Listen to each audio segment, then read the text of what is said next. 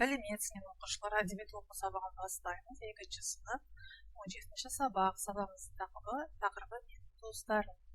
Сабақтың мақсаты өлеңнің мазмұнын түсініп, сұрақтарға жауап бересің. Бірінші тапсырма: жақын туыстарың қалай аталады? Әкеңнің әкесі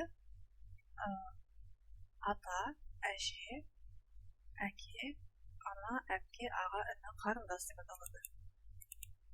Ермек Өтетілеуұлы балалар ақыны бұрынғы ақмола қаласында дүниеге келген. Ақын әдептілік, әдемілік, төр түсті, жер үсті кітаптардың авторы.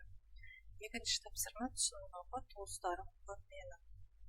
Баламын естімен, атамнан естіген ең жақын адамдар әкем мен анам бар. Әкемнің әкесі ақбасты атам бар.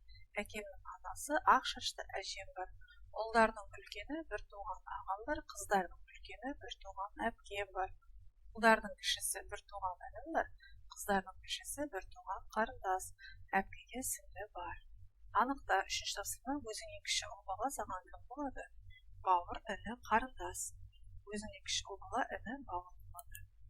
4-ші тапсырма: өлеңнің мазмұны бойынша бір-біріңе сұрақ қойыңдар. Сенің әкең бар ма, сенің ағаң бар ма?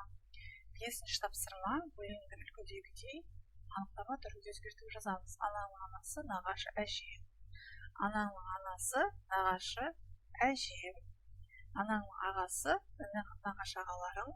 Ананың апасы нағашы апаларың. Қорытындылау сабақта қандай жаңа білім алдық?